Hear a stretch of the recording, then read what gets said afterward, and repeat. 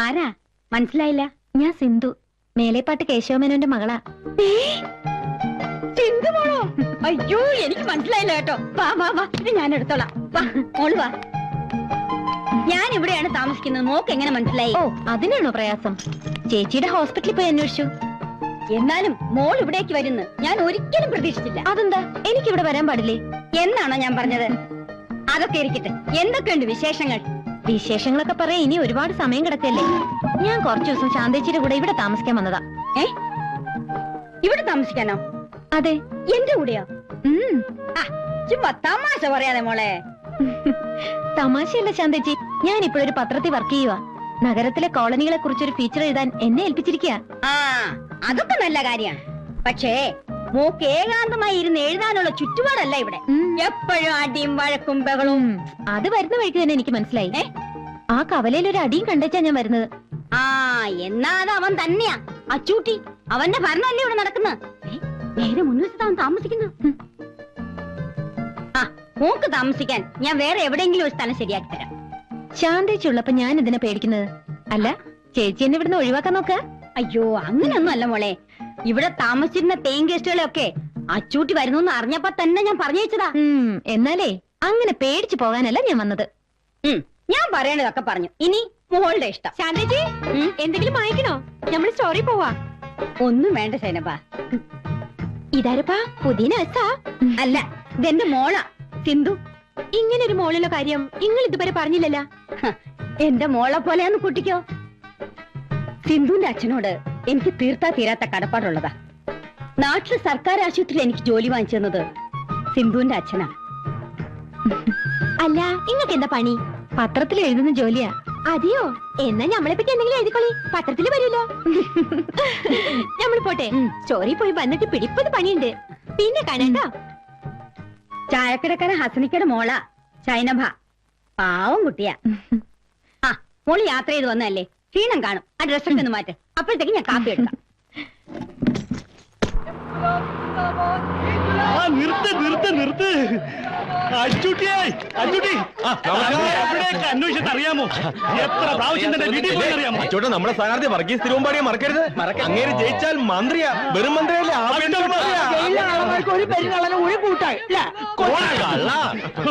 നമ്മുടെ ചിഹ്നം കോഴി ചിഹ്നം. ഇന്ന് വർഗീസ് തിരുവമ്പാടിക്ക് സ്വീകരണം കൊടുക്കുന്ന ദിവസമായിട്ടോ. നമ്മുടെ ചിഹ്നം മറക്കരുത്, കോഴി ചിഹ്നം. വിട്ടോ.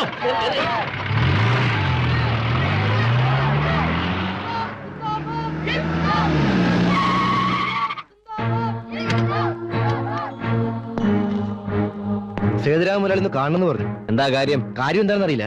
കൂടെ കൊണ്ടുവരാനാ പറഞ്ഞത്. അതാകുമ്പോഴേക്ക് ഞാൻ വന്നേക്കാം. കയ്യോടെ കൂട്ടിക്കൊണ്ടുവരാനാ എന്നോട് പറഞ്ഞത്. ഉസ്താദ് പറഞ്ഞിട്ടില്ലേ, വന്നോളും പോയിക്കോ. അങ്ങനെ ആയിക്കോട്ടെ. നമ്മൾ ഇവിടെ ചൊറിയും കുത്തിരിക്കുമ്പോ എന്തിന് എത്ര വെയിറ്റിട്ടത്? ആ കാറിൽ കയറി അങ്ങ് തന്നെ പോയാ പോരായിരുന്നു. എടാ, മുതലാളിമാര് വിളിച്ച ഉടനെ ഓടിച്ചെന്ന ഒരു വില ഉണ്ടാവില്ല. പിന്നെ ഞാനൊരു കാര്യം പറഞ്ഞേക്കാം, ജീവൻ പണയം വെച്ചോണ്ടുള്ള കളിയാ. അവര് തരുന്ന നക്കാപ്പിച്ച് മാറ്റിട്ട് തിരിച്ചു വരരുതിട്ടോ. ആർക്ക് കൊടുക്കാനാടാ നമുക്ക് കാശ്? എനിക്കും നിനക്കും ജീവിക്കാനുള്ള കിട്ടിയാ പോരെ? തിരുവമ്പാടി സാറിന് മൃഗീയമായ ഭൂരിപക്ഷം കിട്ടുമെന്നാ തെരഞ്ഞെടുപ്പ് നിരീക്ഷകരുടെ പ്രവചനം. ഇതൊന്നും എന്റെ കഴിവുകൊണ്ടല്ല, എല്ലാം ഈ ഇരിക്കുന്ന വലിയ മനസ്സിന്റെ കാരുണ്യം കൊണ്ടാ. എന്നെ പാർട്ടിയിൽ നിന്ന് കരിവേപ്പല പോലെ പുറത്തെറിഞ്ഞപ്പോ ഞാൻ അഭയം പ്രാപിച്ചത് ഈ തൃപ്പാദങ്ങളിലല്ലേ. തിരുവമ്പാടി സാർ മന്ത്രിയായിട്ട് വേണം എനിക്ക് കുറെ അഴിമതികളൊക്കെ നടത്താൻ. തിരുവമ്പാടി സാർ മന്ത്രി ആവണമെന്നുണ്ടോ?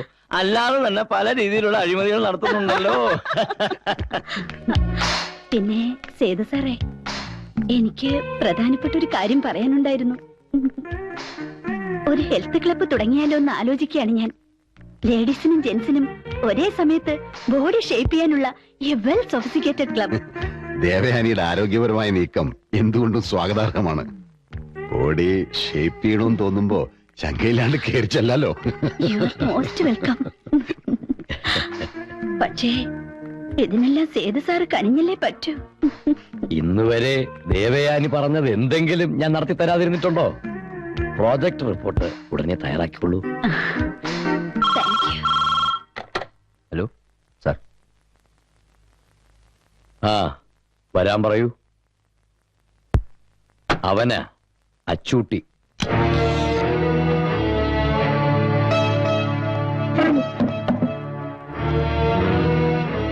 എന്തിനാ എന്നെ വിളിച്ചേ? എന്നാ ഞങ്ങളങ്ങോട്ട്.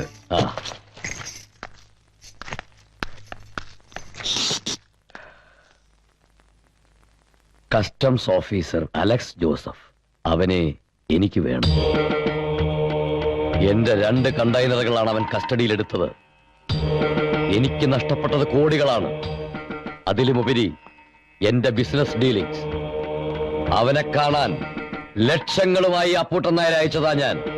പക്ഷേ ഒന്ന് കാണാൻ പോലും അവൻ തയ്യാറായില്ല. വീറും വാശിയുമുള്ള ചെറുപ്പക്കാർ അവരെന്നും എനിക്ക് ഹരമാണ്. എനിക്കവനെ കണ്ടേ പറ്റൂ. അപ്പൂട്ടൻ നായരെ,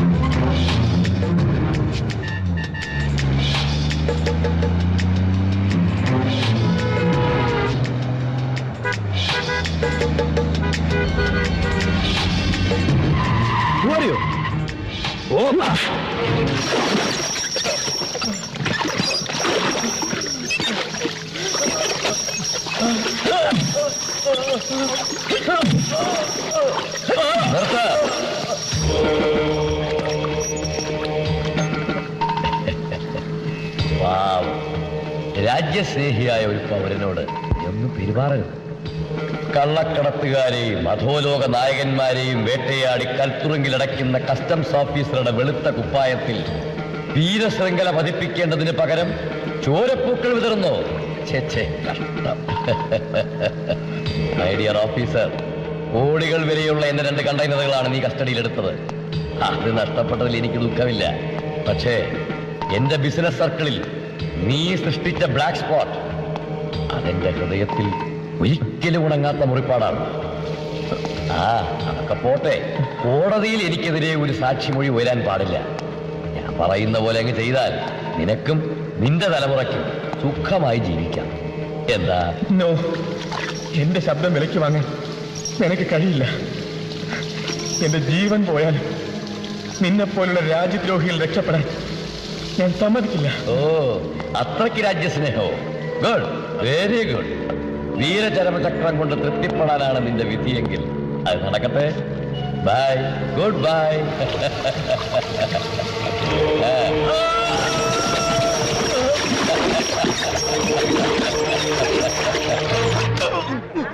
ഒരു പേക്ക് കൂടെ കൊണ്ടുപോകാനാ. വാള് കൊടുവാള് മാറിക്കടാ. നമസ്കാരം. ഓടീച്ചനാണല്ലേ? അങ്ങനെ ചോദിച്ചേ? അല്ല, ഇപ്പോഴത്തെ കാലത്ത് കാശുണ്ടെങ്കിൽ മാത്രം മാറി വരാൻ പറ്റുള്ളേ. അതുകൊണ്ടാ ഇതൊരു മത്സരമായിട്ട് ആരും കാണരുത്. നന്നാവണൊരു നന്നായിക്കോട്ടെ ഉസ്താദേ, നമുക്കുണ്ടോ കുഴപ്പം? അല്ല, നല്ലത് നായികയല്ലോ. ബില്ല് ഞാൻ നോക്കാം. 750 രൂപയോ? ഉസ്താദെ, ബില്ല് കറക്റ്റ് ആണോ നോക്കിയാൽ? അതൊന്നും നോക്കേണ്ട ആവശ്യമില്ല, എല്ലാം കറക്റ്റ്.